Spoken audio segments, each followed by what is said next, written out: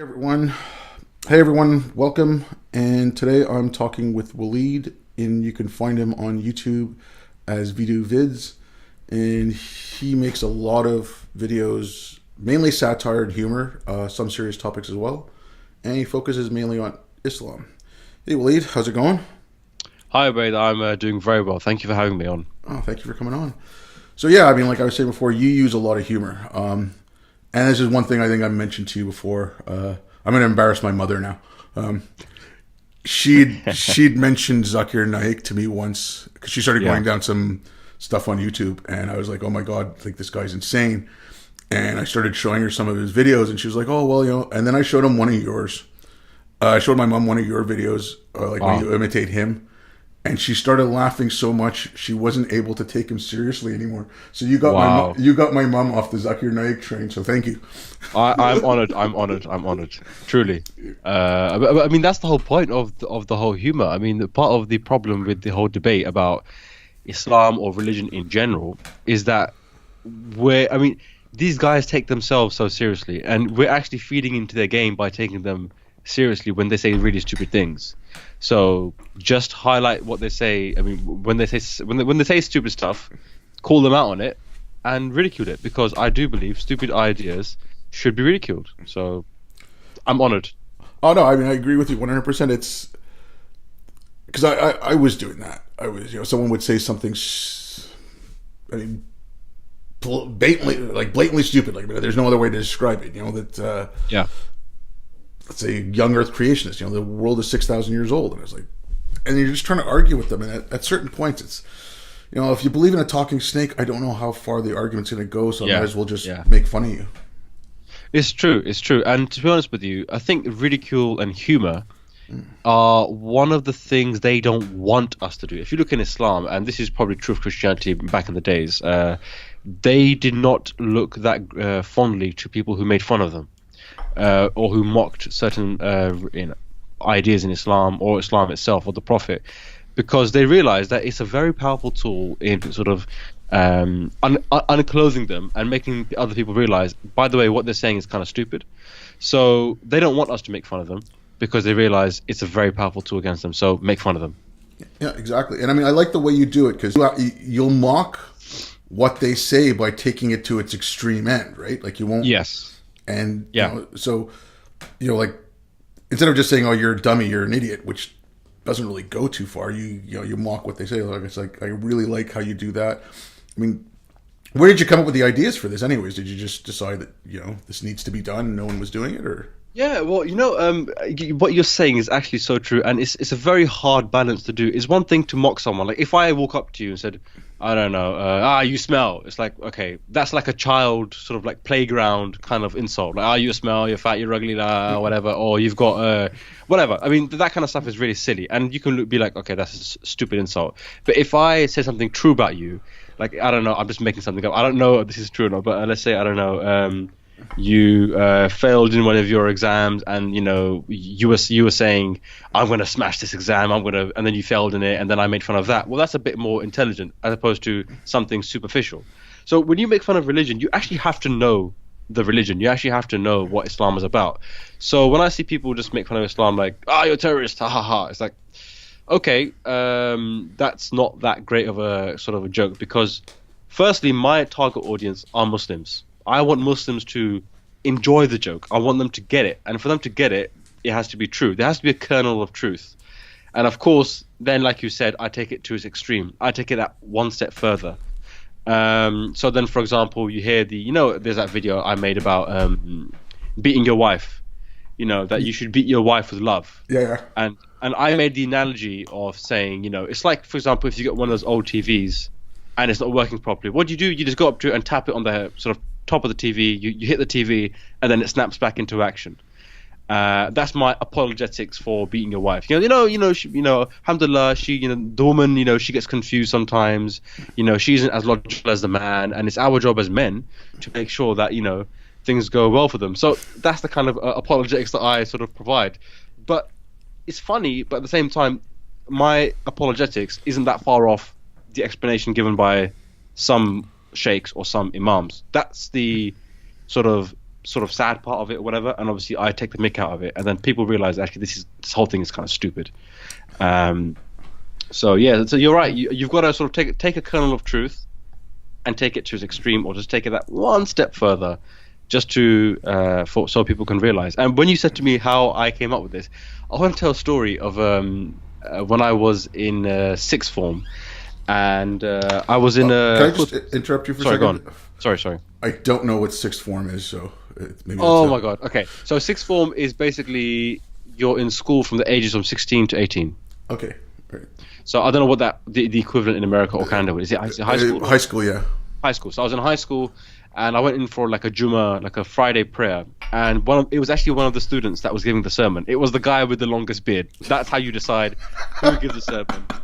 He had the longest beard, and his trousers were above the ankles, so that settles it.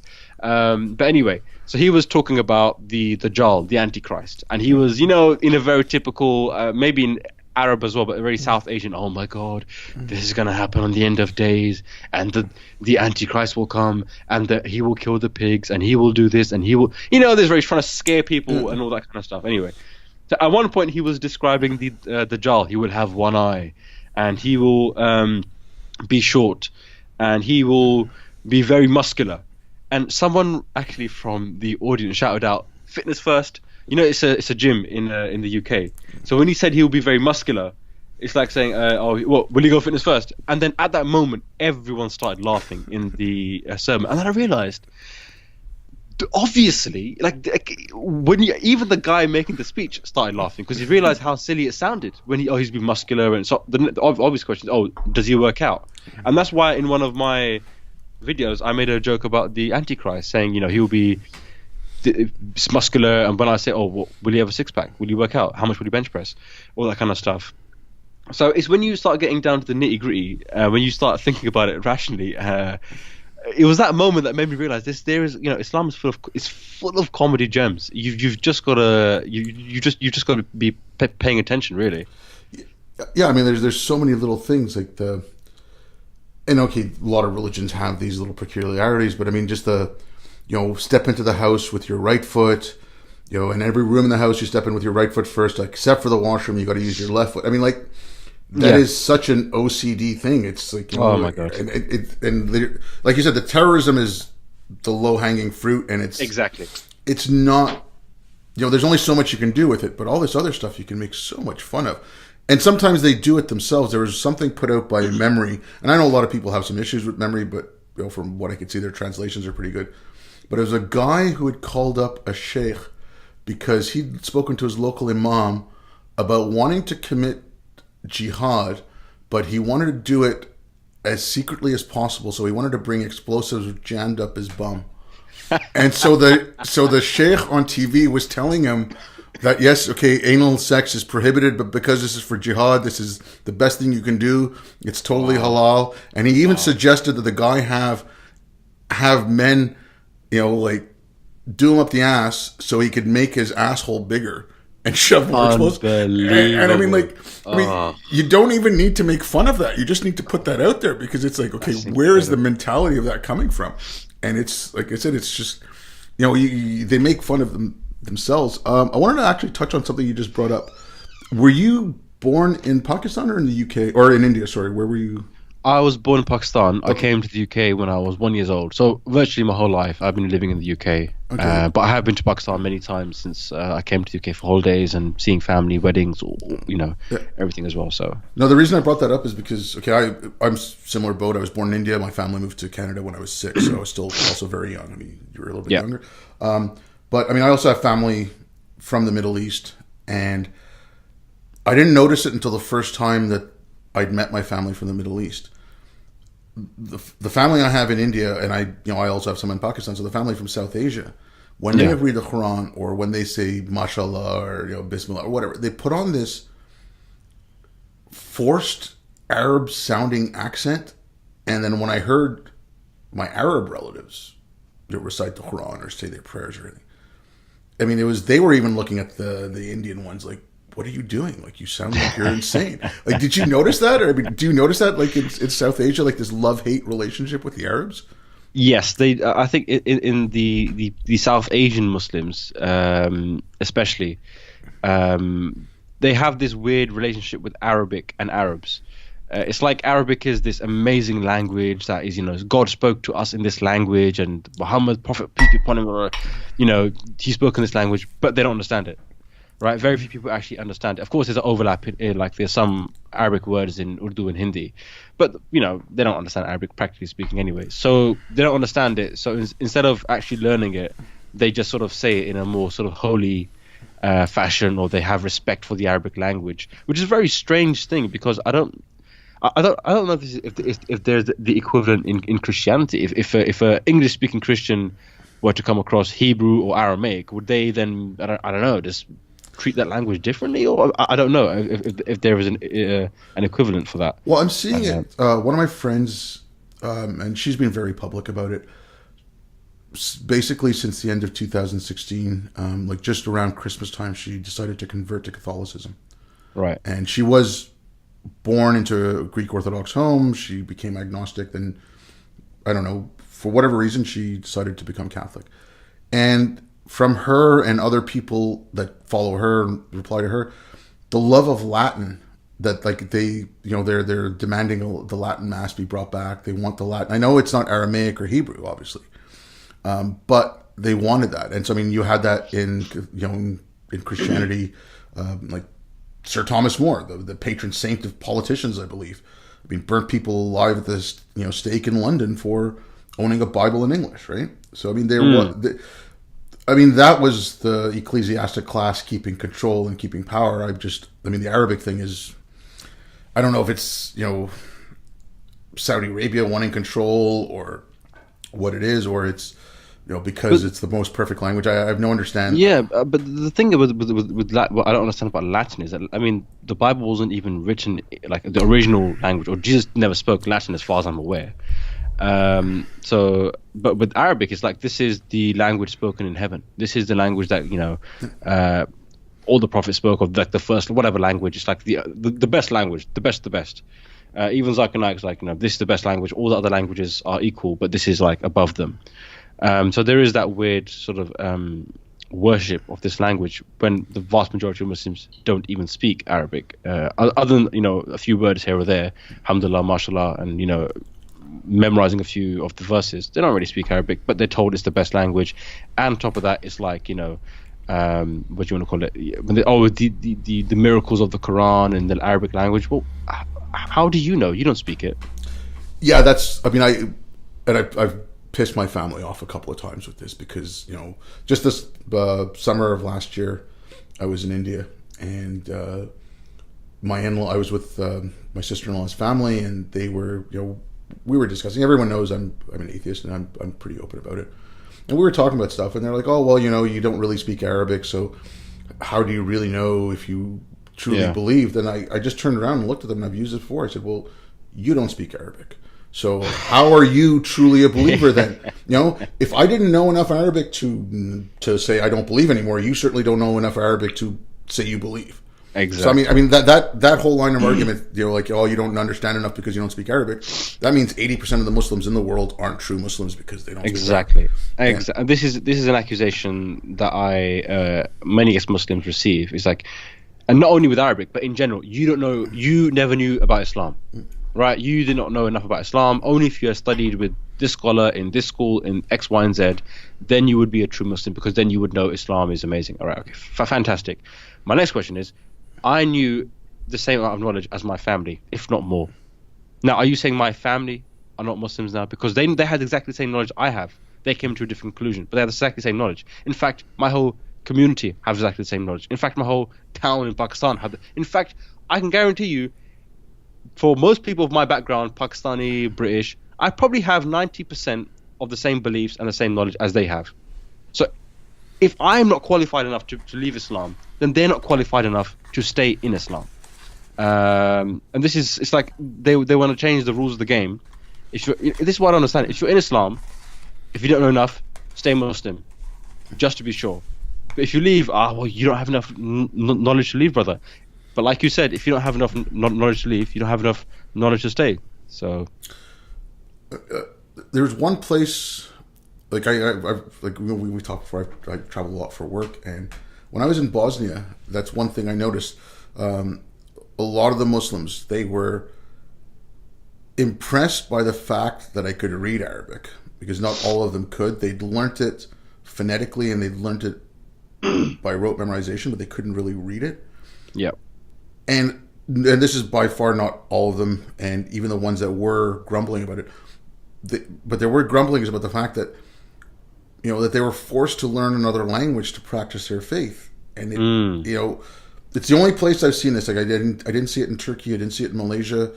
Certainly not in India or Pakistan whenever I've been there. But in Bosnia, there was grumblings among the Muslims, like why? And I mean, the Muslims I met in Bosnia, for the most part, about the only thing they stuck to was don't eat the pork. I mean, right. Everything else they broke, and that's par for the course for a lot of Muslims that I know in Montreal and stuff. They don't pray, they don't do anything. They go out and club and do whatever. But oh no, I can't have the pork. And it's exactly it's so weird. Like that's the one thing they'll stop. Yeah, at, right? Exactly. It's the kryptonite. I don't know why that is the way it is. I think there's been a lot of propaganda. Always the dirty and the pig eats their own feces or whatever it is, and that's why. I mean, but I mean, sleeping around, alcohol, weed, other kind of drugs, no problem. But you know what? You do raise a very interesting point about the Muslim Bosnians, about why do I have to learn another language to practice my faith? And this is a point that I have spoken about, or thought about at least a lot. If Islam is a universal religion, and this is the last time God spoke to humanity, surely God would have taken this into consideration, that yes, I'm speaking in Arabic, but the vast majority of Muslims will not be Arab. Obviously he knows this because he can, he knows the future, and he knows that there's a lot of problems in translations, a lot of problems with, even Arabic has changed somewhat, right? I mean, you have modern Arabic and then you have classical Arabic. Surely you're going to write the book in a way where it's easily translatable and where you don't have to learn a new language from scratch just to practice Islam, or just to know the true Islam.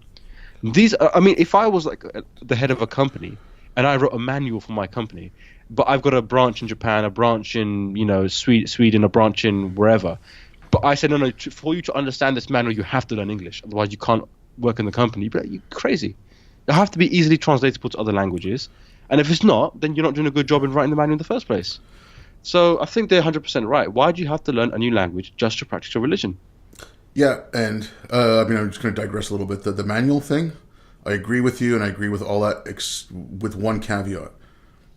I work in IT. IT people can't write, myself included. So if you have an IT manual in English and you try to translate that, oh boy, do you get horrible translations, because the English is so mangled. And I mean, maybe that's what it was with the Arabic.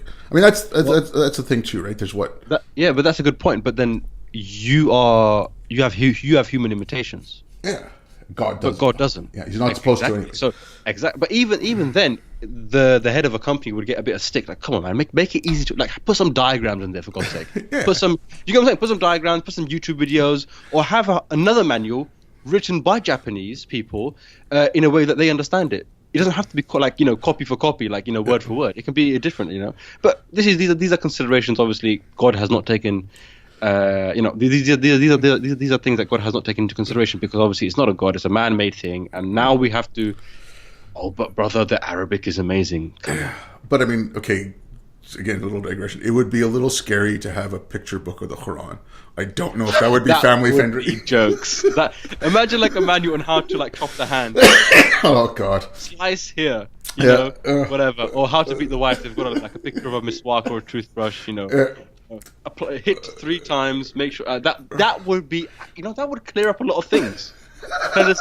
Because those guys walking around with cricket bats and whips, they'd be like, oh crap, I can't use this, because in the manual it says, can't be more than 30 centimeters long. That wouldn't be such a bad idea, actually. Yeah, no, but sorry, like we're saying, the Arabic and all that, but one thing, sorry, I'm just got a little off of the topic, but I was trying to get at one thing too. Is people talk about and it's coming up a lot now. Like, well, because the whole colonization by the Arabs. Yeah. But I mean, what a lot of people don't realize too is that Arabs were also colonized by Islam. I mean, it was it was the Quraysh, right? It was that tribe that went out. I mean, there was differences in Yemen, or what became Yemen as opposed to what is Saudi Arabia. I mean, obviously there's a lot of similarities, but there were differences, local cultures, local customs, and yes, the Arabs spread out and took wiped out cultures in North Africa, wiped out cultures in sub-Saharan Africa. Iran, Zoroastrians were basically completely gone, and going east from there. But they also did wipe out local Arab cultures, and there's a lot of equating Arab with Muslim, which I mean I understand because the majority of those countries now are Muslim. There are some that are like 98, 99, 100% Muslim, right? But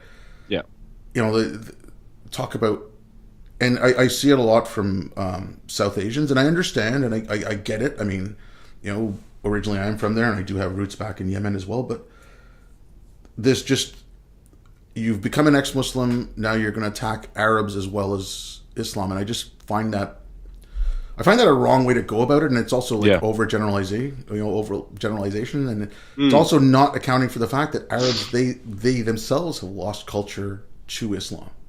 Yeah, they themselves are just as much victims as South Asians or Africans or Iranians. I mean, like, for example, the German people were also victims of Nazism the same way the Polish were.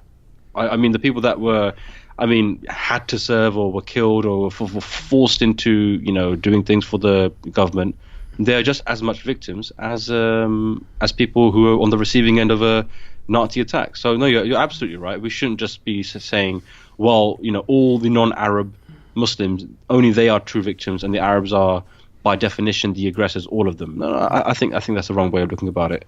But it's very important to have nuance in this conversation, because there are many Arab ex-Muslims or Arab agnostics, Arab free thinkers who recognize this and are speaking about it, and we should, we're on the same team here. So absolutely. Yeah, I mean, I find that, and it gets me a little depressed. I'm obviously active a little bit, and I speak out a little bit, but it's just like, takfir, so telling someone how to be a better Muslim, right?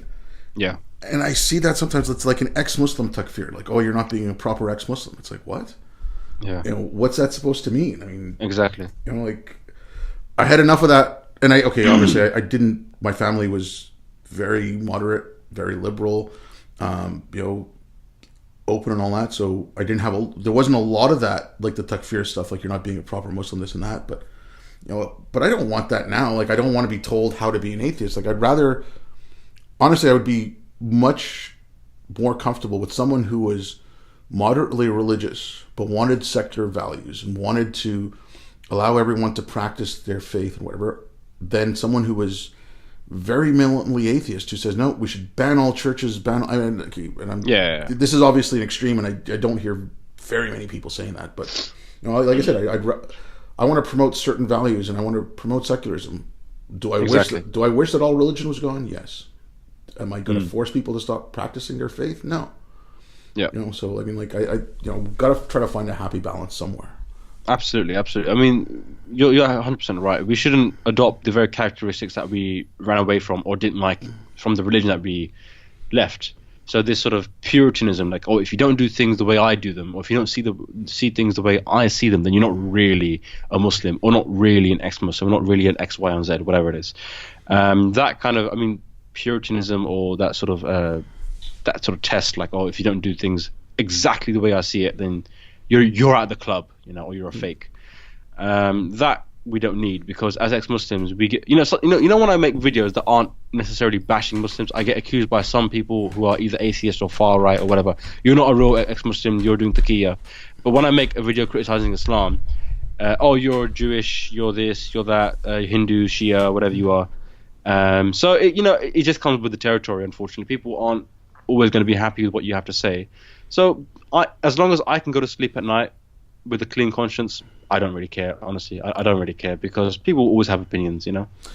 Okay, you mentioned something there, and talked about, like I touched it briefly earlier before we started recording. Taqiyya. Yeah. Okay, I don't know about you. My family, my dad gave his zakat. They were devout. They prayed until the first Intifada into Lebanon, right? Like, so the early 80s. Yeah. And then there was like a lot of suicide bombings and car bombings from Shias. I had never heard the term Shia. For me, it was always Muslim. I didn't know there was a difference between Sunni and Shia until that point, right? Yeah. And I hadn't heard the term taqiyya until about 2014 or 2015. I'd never heard that term. Same. And all of a sudden now it's like, if you say something, like if I'm supporting the Uyghur Muslims for what's happening in China, I get, like you said, I get accused of taqiyya, like I'm a self-jihadi or something. It's like, Yeah. do you want to try to explain taqiyya a little bit, or or what you know? Yeah, so I actually made a video on this on taqiyya, because like yourself, I had never even heard of this idea of taqiyya in my life. Only up until like maybe it was 2014, 2015. I heard this. And I was like, what? And it was actually, unfortunately, by an ex-Muslim. It was on one of these sort of TV programs in the UK, like Sunday morning sort of debate, whatever it is. And some ex-Muslim, she was making some good points, but then she goes, "Oh, that guy who was a Muslim, he's lying because he's doing taqiyya, and this is what they're taught." And the guy himself was Sunni, and I was like, "What the hell is taqiyya?" So anyway, taqiyya, has many different meanings, some positive, some negative, but it basically means to conceal or to hide, and it was used predominantly by Shias because they were persecuted by the Sunni majority, so they used to hide the fact that they were Shia. So they were doing taqiyya because if they revealed that I am Shia, they might get killed or persecuted or whatever it was. So they said, no, I'm Sunni or I'm Christian or I'm whatever. But that has taken a completely different and new meaning in the... I don't know since when, but it's now like, oh, if you see a Muslim saying something reasonable, they're lying. They're covering up their true beliefs, which are much more extreme or violent, and they are practicing taqiyya. So again, this is I can guarantee you the vast majority of Muslims don't even know what the word means, and even if they do, they don't do it. If you're saying some Muslims lie, yes, some Muslims do lie, but some Christians, atheists, whatever, Hindus lie. I mean, if you're saying lying is not something which Muslims have a monopoly over. So everyone can. Even in the video I made, which was about taqiyya, I said, if a guy says I love you to a girl, sleeps with her, then leaves her, taqiyya. If someone, if a government says there's weapons of mass destruction, and then finally taqiyya. I mean, you can apply that if you're going to say someone's lying, then you can apply that to anyone and anything, really. But I mean, unfortunately, there is probably a minute section of Muslims who may do this, and I suspect that they are probably more in the dawah scene, the political scene, than the average Muslim. I don't think the average Muslim cares about this kind of stuff or does this kind of stuff. Maybe some do, but I'm guessing they would be part of some sort of organization or whatever. But I have no proof for that or whatever it is, so that could be completely wrong also. But there you go. No, but again, you brought up a good point there. There's, and I've said this, if something happens, not even just a terrorist attack, like what happened with that young girl recently who was stuck in Thailand, Rahaf, right? Luckily she's in Canada. Now, there were Muslims speaking out on her behalf as well. There were Muslims countering the death threats she was receiving in Saudi. And, a lot of time, and like I said, I'm guilty of this as well. Like, where are the moderate Muslims? Why aren't they speaking out? But maybe some of them, because when they did try to say, okay, this is wrong, but the way I see my faith, this is completely wrong, and whatever, and they were accused of something like taqiyya or, apologism or whatever. Like, someone who's believed in Islam their whole life, and, up until 9/11, there wasn't a lot of, there were terrorists, but there wasn't as many terrorist attacks as there are now in the West. It hadn't, it really started ramping up after 9/11 more than anything else. So, maybe when they did start wrestling with their faith and they were trying to make accommodations for themselves, how they can still practice it, but,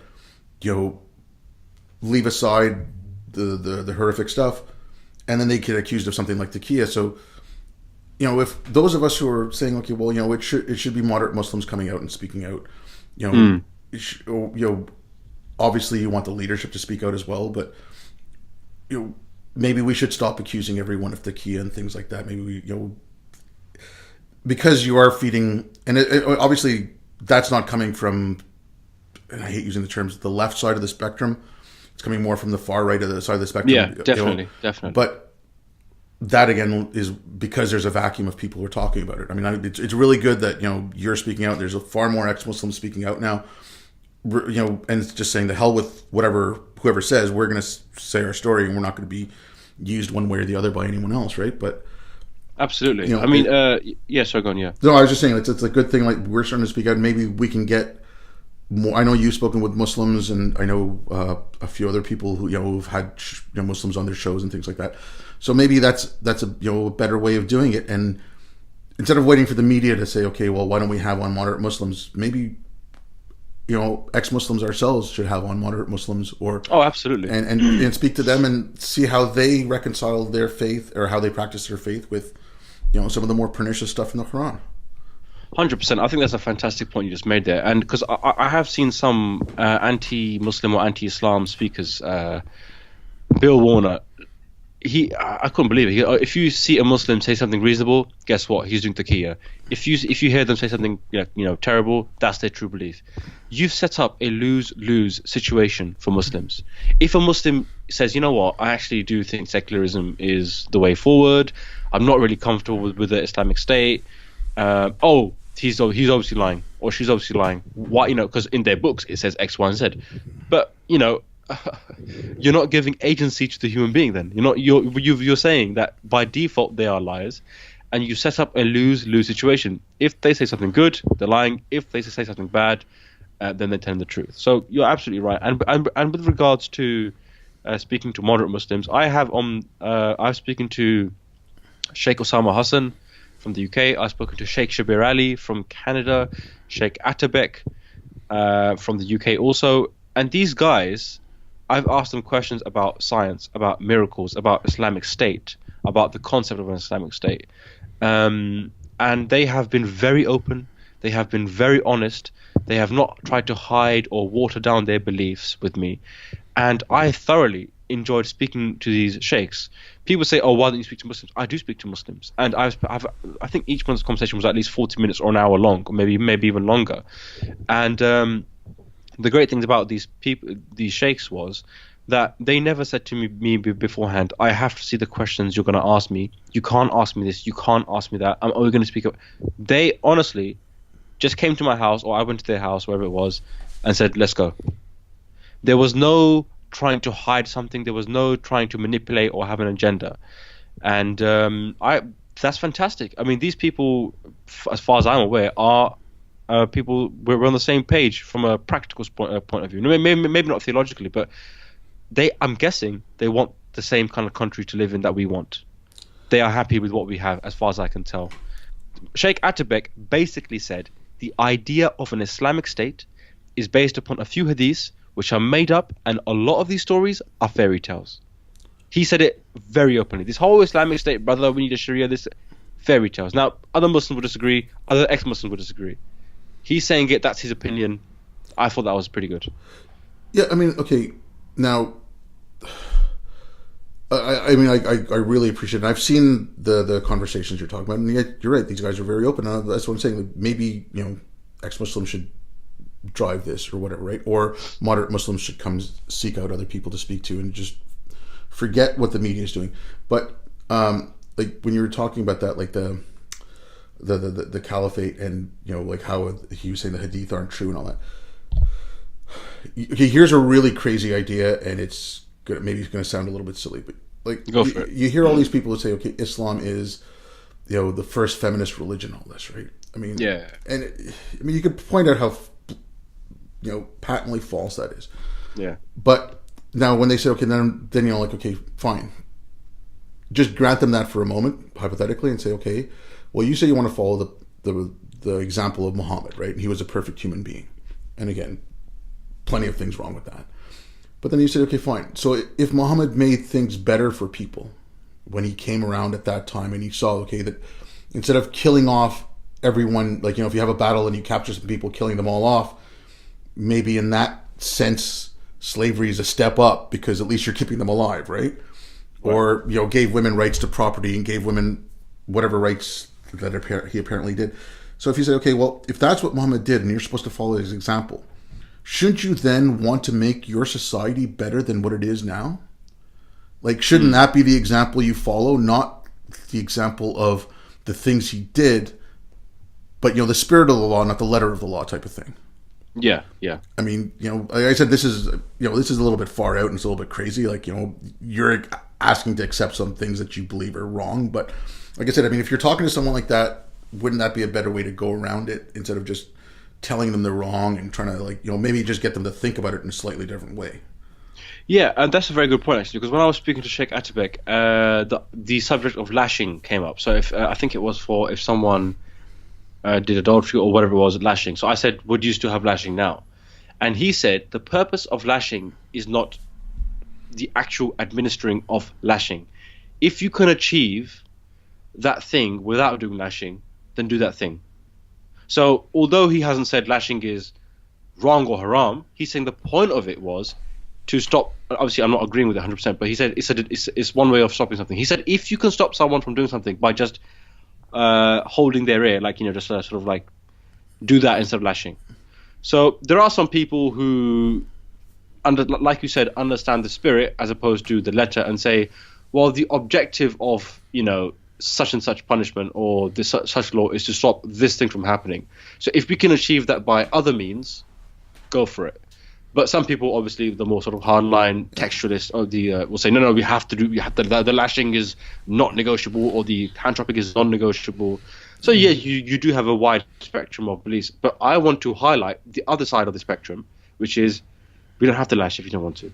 Yeah, it's fine. I mean, it's it's trying to find something that they can use along the lines of what you have in Christianity, which was, let he who is without sin cast the first stone, right? I mean, that is one of the things in Christianity that stops Christians, for the most part. I mean, you can point out the extremes in places like Uganda, that, from filling out the prescriptions in the Old Testament, right? So they have that. Like, Jesus never said that he took away the laws, but he put that little restriction in. So, I mean, I think we should do that. Like, not only just for ourselves or, whatever, but more for Muslims in, some in the West as well, but mainly in Muslim majority countries who might not have ever heard this other way of thinking, right? They might have just heard a very strict interpretation. And that's another thing. Like, when did you start hearing about the different schools of thought, like the Hanafi, the Maliki, the Shafi, like all this stuff? I that was never talked about. No, it wasn't. No, I mean, you're absolutely right. I mean, I probably learned this in when I was from 13 to 16. I went to a Muslim boys' school for 3 years, and this is where I was. What's a Hanafi? What's a Shafi? What's a Maliki? All this kind of stuff. Obviously, when you're growing up in a Pakistani household, Islam is just what you see around your mom, your dad, your uncle. You don't care about Hanafi, Shafi, whatever it is. But I became more aware of that later on. Sort of 13, 16, and obviously after that I learned about him more. But just to finish up on a point you said about, there are on the previous point you made, there are many Muslims, I won't say some, many Muslims out there who are looking for an out. They are stuck. I'll give the example of Aisha being 9. This troubles a lot of Muslims, right?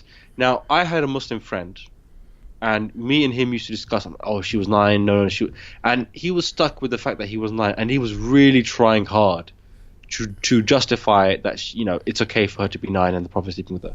He came across some other sheikh who said she wasn't actually 9, this is false hadith, X, Y, and Z explanation, she was actually 19. Guess what? He believed that explanation instead of the other one. He was looking for an out, because he didn't want to believe in it. He wasn't comfortable with the fact that his Prophet did that. And the same way with lashing, the same way with other things, Muslims are looking for a way out. So me as an ex-Muslim, if I can interview a sheikh who is a literal sheikh, like he's qualified and he's saying things that are reasonable, and some Muslim who believed in lashing, hand chopping, X, Y, and Z beforehand, has a different opinion after that conversation, fantastic. That for me, that's great. So yeah, I mean, these are real life examples where Muslims can change their mind if you present them a sheikh that's actually reasonable and somewhere down the middle of the road. But and the sheikh that I actually interviewed, he called himself a Hanafi Quranist, which basically means that, you know, again, I obviously have problems with the Quran itself, but he said the vast majority of the problems that you will find in the Muslim world when it comes to the most violent or barbaric practices come from the hadith. Most of the confusion comes from the hadith, and he has a sort of like, we have to tear the whole thing down and start from the foundation, which is great as far as I'm concerned, because that's what Islam needs right now. You need to bring it back to basics. Of course, there's so many problems, but hey, if you want to tear it down, in that process of tearing it down, you might build something just slightly better than what you have right now. So no, it's right. I mean, okay, and getting back to the Aisha thing, right? And again, this is something I'm very guilty of, and I regret whatever part I played in this. And it's not like I'm a hugely influential person that I would have, you know, changed a lot of minds. But okay, yes, you know, let's take the hadith as they are, not looking for something else. The majority view is that he married her when she was 6 and consummated the marriage when she was 9, right? And you know, that was because, okay, well, people were marrying young back then, all those things. And okay, I'm not disputing that, you know, girls as young as 12. 9 just seems a little too young to me, but whatever. There were young girls being married off, but I mean, again, the age discrepancy. But if you want to just take that one little fact, okay, what he was doing back then was par for the course of what was going on back then, right? Like Muhammad had sex slaves, other people had sex slaves. Muhammad was a warlord. There was, you know, he's surrounded by warlords.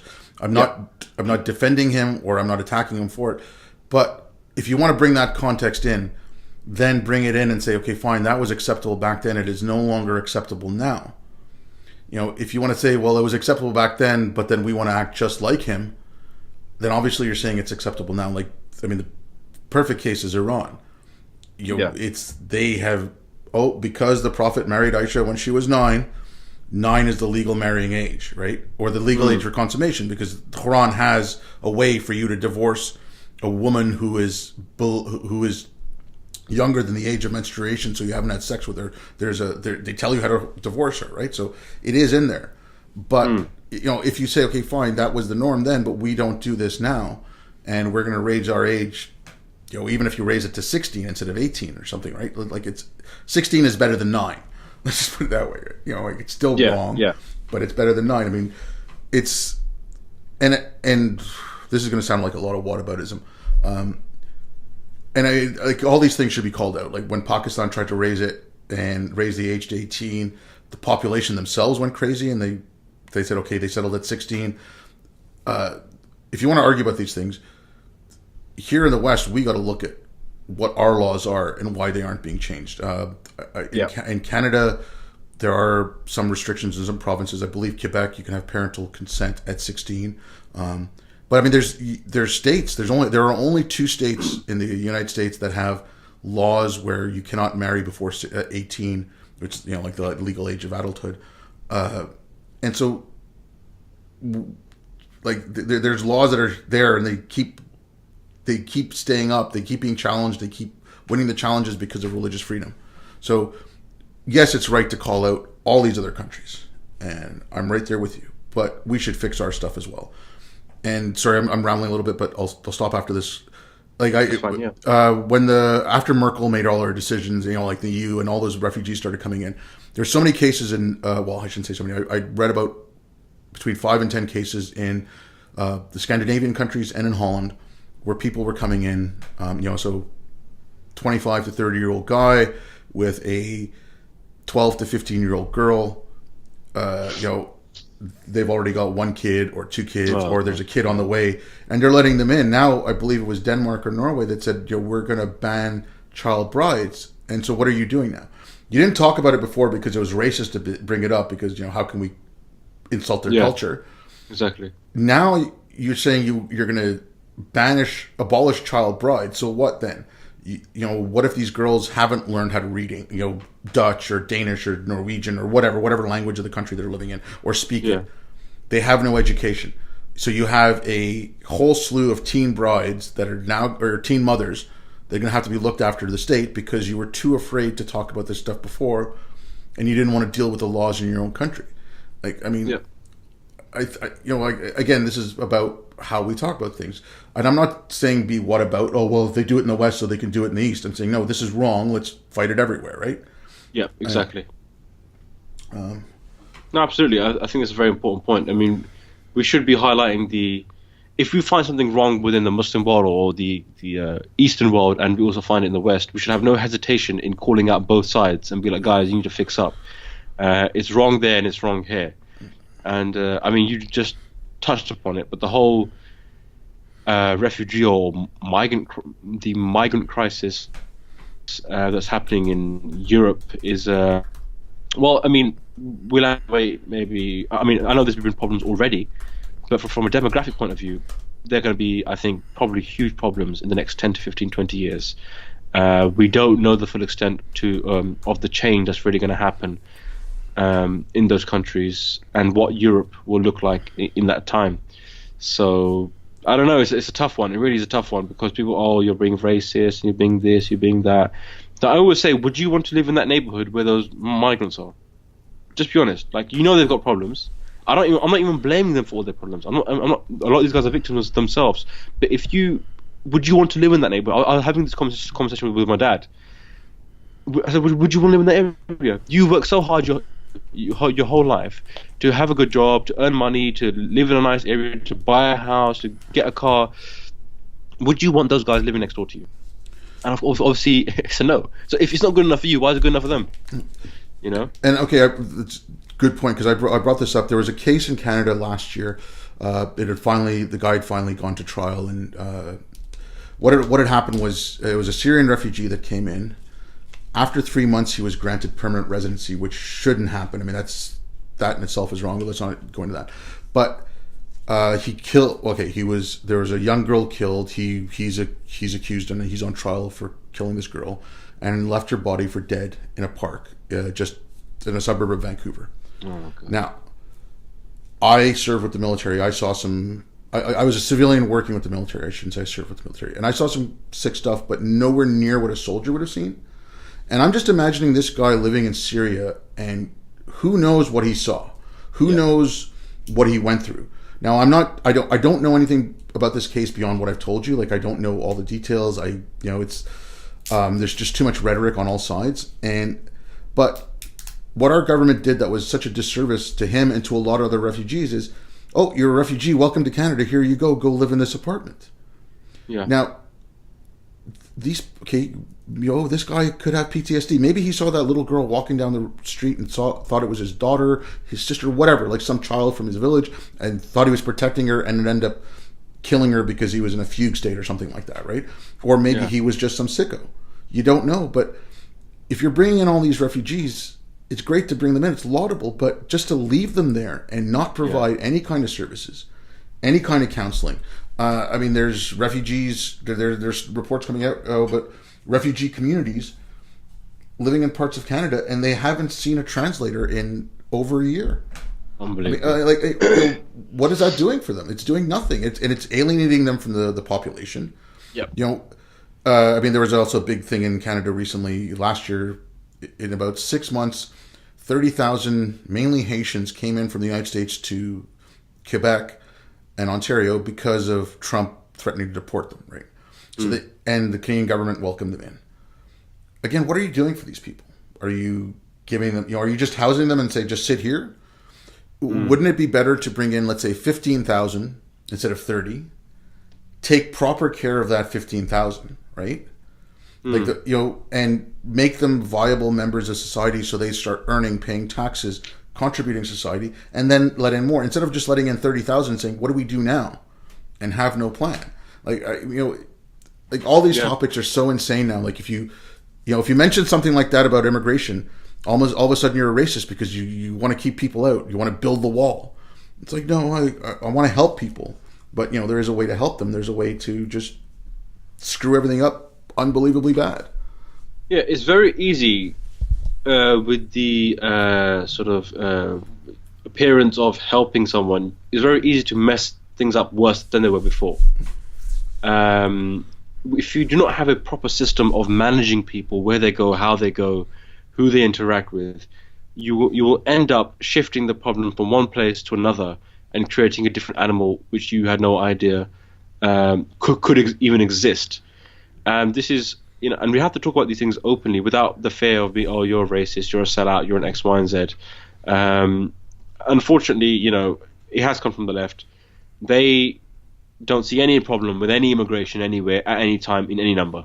Of course, that's an extreme example, but there's a section of them which is like, no, open borders, everything's got to be, human love, free, all that kind of stuff, hippy dippy. And I'm sorry, but that kind of mentality is not grounded in reality, and that ends up causing more problems than it actually solves.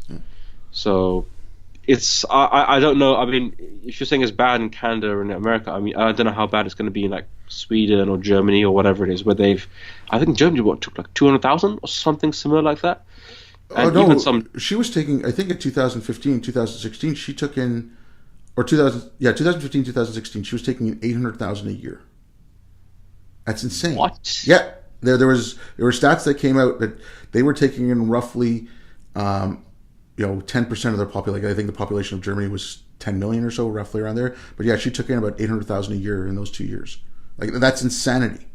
Oh my god. No, I mean, it's like, what? How do you deal with that? Like, and you shouldn't straight out call people racist. You even if you took that many Polish people who are ethnically, linguistically, or whatever you want to call it, similar to them, it would still be a big problem. It would still be a big sort of task to manage. And it's, I mean, okay, don't get me wrong here. It's the whole point of being a refugee. And I know there's been plenty of refugee crises, over the years. People have come in and they stayed permanently. Call that asylum. But if you truly say, okay, these are refugees because there's a war in their country, and I'm not saying there's a solution to what's going on in like Syria and Iraq and Libya anytime soon, but we should help to make, and when I say help, people say, oh, you stop intervening, but there should be help to make those countries viable so that these people want to return, right? Yeah. I mean, I'm not saying don't welcome people, don't, if they want to stay, they built families, they built businesses, obviously they're contributing, so let them stay. But, living in tent cities for years on end, or now in Toronto, they've got 2 hotels that are completely full because of refugees and also because of the homeless in the city. Like, I don't know what percentage is refugees and what percentage is homeless, but that's what those hotels are. Like, they have, and the city of Toronto is paying for that. Like, how long do you want to do that for? Yeah. These are stopgap measures. These are not, this is nothing sustainable. You can't keep doing this. Oh, look, we're so wealthy here. And we are. We're very lucky to live in, you in the UK, myself in Canada. We are extremely lucky to live in these places. But you can't sustain bringing in, tens of thousands or hundreds of thousands of people in every year without a plan. And I don't seem to see one. Just to finish off on that point, or just to add something to that point, in a different, or from a different angle, Pakistan is planning to build, I think, a wall or some sort of barrier with the border in Afghanistan, because a lot of crime and a lot of terrorism, all sorts of things happens on that border, and a lot of refugees come across that border as well. And my father was saying, these Afghans, man, like, they're causing a lot of problems, and they, yes, they're refugees, but at the end of the day, we can't manage and this and that, and we should stop them from coming over. And at the same time, saying it's okay for migrants or refugees to come to Europe, and that it's wrong to build walls in America, with Mexico. I'm like, why is it okay there and not okay here? So I find that attitude very annoying, because if you can recognize the good of building a wall in Pakistan with the Afghan border, why can't you recognize the idea of controlling refugees or building some sort of barrier or wall or whatever it is, managing just simply controlling who comes in the country? Why is that such a controversial idea? I don't get that. And I mean, okay, Canada, our Prime Minister, and this was near the end of last year, he was doing some town hall meetings, and it was close to Montreal, and a woman asked him, she was, older woman, I think probably in her 60s or so, said that, who's paying for these 30,000 people that have come over? And this was on national television. Our Prime Minister on national television called her a racist for asking that question. Now, There you go. I mean, the leader of the country shouldn't be calling people racist on national television unless they're actually, Legit. burning crosses and whatever, right? Like, unless they're actual legit white supremacists. But Yeah. that's a very reasonable question to ask, and it's just crazy. I'm sorry, I'm just going to jump a little bit here. Something you talked about before, like the free thinkers in Islamic countries and all that. And I keep promoting this because it's one of the best ideas I've ever heard. A couple of friends of mine started this up. You probably at least have heard of them, if not know them. Faisal Al-Mutar and Melissa Chen. So they started up this organization, Ideas Beyond Borders. And it is one of the best things I have ever heard of. So what they're doing is they're translating science and philosophy books into Arabic, putting them on an online library available to people in the Middle East. Amazing. Globally anyways. And now they've also started with Wikipedia articles. And they're doing, they refer back to that UN survey from 2006 where they said, more books have been translated into Spanish in 1 year than were translated into Arabic over the last 1,000 years, right? That was really, yeah. There was a UN. That's incredible. Yeah. So, and there was, I think it was only like 5% of the internet was in Arabic. They moved Arabic up from, up a few slots. They did like a 10% increase. They've been doing all this amazing kind of work, and to me, that's, they are. And if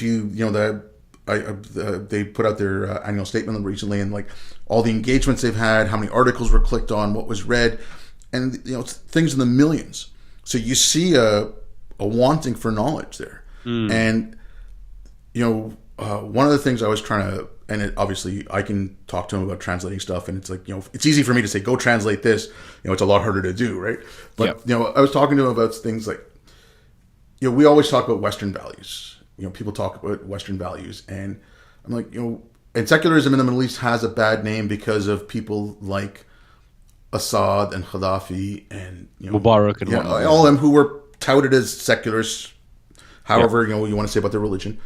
And secularism has a really bad name, but if you can go back to them and show that, okay, these are values that are practiced in the West, but follow the chain.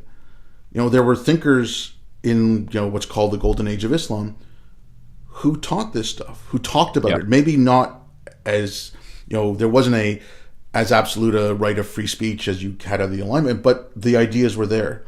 Yeah. And they're banned to the people in the Middle East. The ones that are kept around are the ones like Al-Ghazali or Ibn Hisham, the ones who are really strict, right?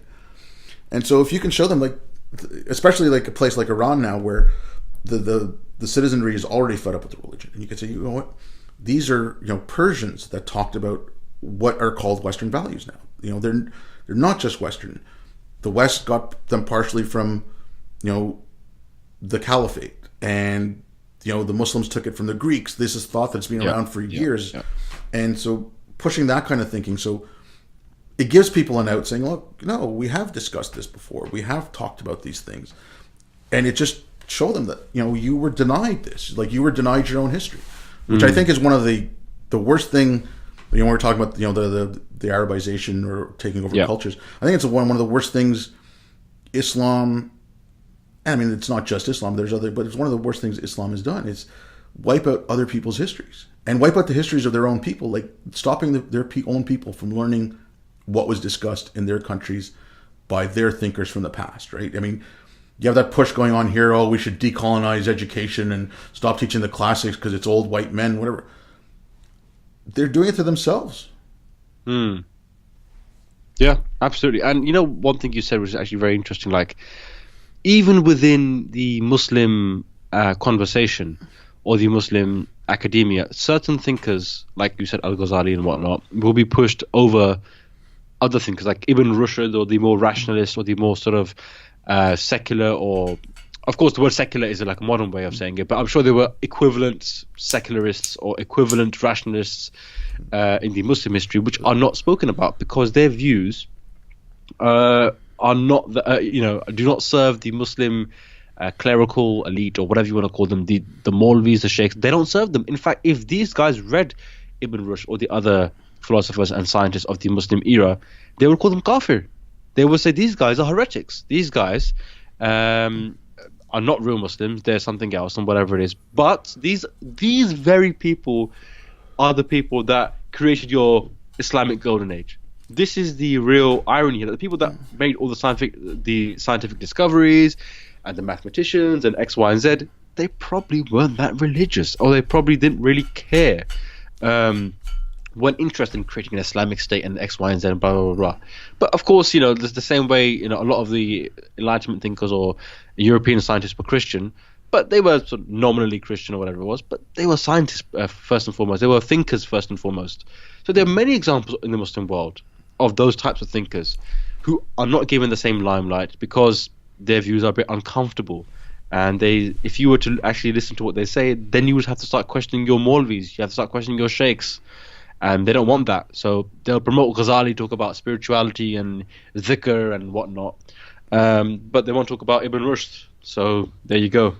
Okay, one thing about Ghazali that always strikes me as funny is all these people, especially a lot of like very literalist and fundamentalist types, who talk about Ghazali so glowingly, yet will be disparaging on Sufis. It's like, you do realize Ghazali was a Sufi, right? Like, exactly. I always bring it up. Because he was given that honorific, the what is it, the Proof of Islam? Hujjat al-Islam. Yeah, and it's Islam. Yeah, so I know it's like maybe you can say it's a one-off or whatever, but whenever these people were praising Al-Ghazali and then in the next breath they're condemning Sufis, I just like to poke a little bit of fun at them. Getting back to that though, the wiping out of their own history, the wiping out of their own culture, and this is something I've done for a little bit, and I'm going to continue doing it. I call them out as cowards because all they're showing, I think it was Al-Qaradawi who said it. It was about 2013. He said, if it wasn't for the apostasy laws, there'd be no Muslims left, right? Yeah. It's the same thing with the blasphemy laws. That's what's keeping it, and it is such a sign of cowardice.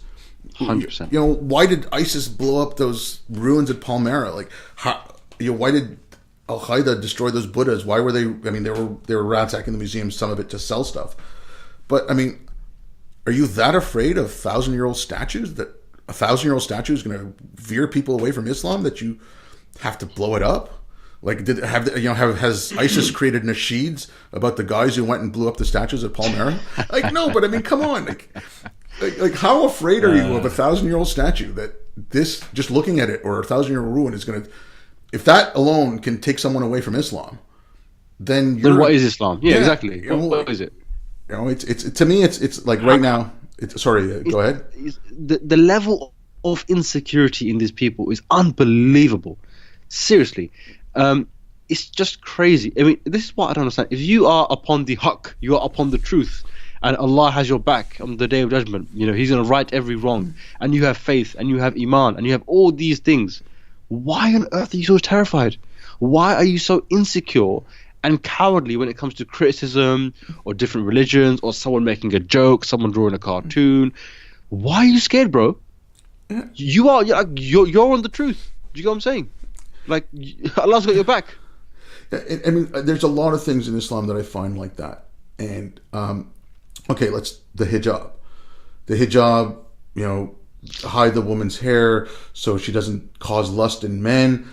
All this. I'm just thinking to myself, okay, so Allah's prohibited premarital sex, right? Unless it's your sex slave, whatever. Let's just not even go into the little details. But so if that's a commandment from your God, how weak is your faith that a woman's hair is going to make you lust after her so much you forget everything your God has taught you? Yeah. Exactly. There's so much. And it is. There's stuff like that in other religions as well. But we're talking about Islam, so let's focus on that. And you're admitting it to yourself, that you're admitting to all your followers. You're admitting that you're too weak to follow God's commands, or God's commands aren't enough for you just to follow them. You need a piece of cloth to help protect you from the lust of. And then when they put it on, pathetic. It really is pathetic, honestly. And then when they put it on young children, that's. It's like, okay, you're putting it on a 3-year-old because she's going to incite lust in a man. It's crazy. I don't even want to get into that because it's just exactly. But it's terrible. It really is. But yeah, the hypocrisy I just found, talking about how great Islam is, and then just running scared from the slightest little thing that attacks it.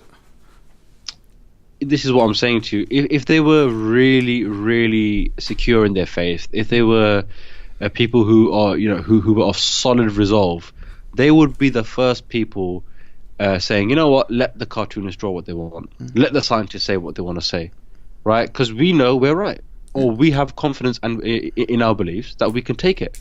But they're the first people to scream and shout and cry, oh my god, this person said this to me and he made a joke about the prophet and now I have to attack him or threaten him or ban him or whatever it is. These people are the most fragile in their beliefs, not the most solid, despite what the Quran says, despite what they say, oh, I have absolute belief in Islam. No, you don't, because if you did, you wouldn't need a cloth and you wouldn't need to ban someone or kill someone if they drew a cartoon. Yeah, and I mean it's also ridiculous. Like this is to show you how strong my belief in my faith is. I'm willing to kill you for making a joke. It's like no, it's pathetic. It's pathetic. It's a little much. It's just true, 100%. Yeah.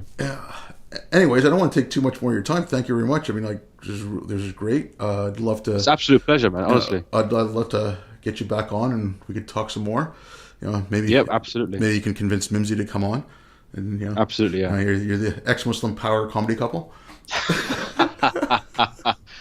It's funny. I had no idea my life would turn out this way. That ex-Muslim power, or whatever. It's funny because when I was Muslim, I never thought I would leave Islam. Honestly, I never thought I would leave Islam. I thought, why on earth would you leave Islam, bro? I was lucky enough to be born in a Muslim household. People are converting to Islam, and I'm going to leave it. You must be crazy. But here we are. What can I say?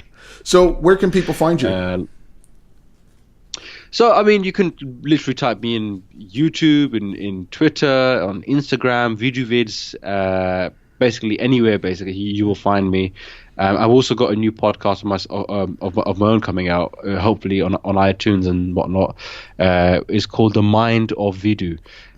So we'll just dive deep into that place and let's see what happens. Whatever happens, the mind of Veedu stays the mind of Veedu. Except on podcasts. Yeah, exactly. Yeah.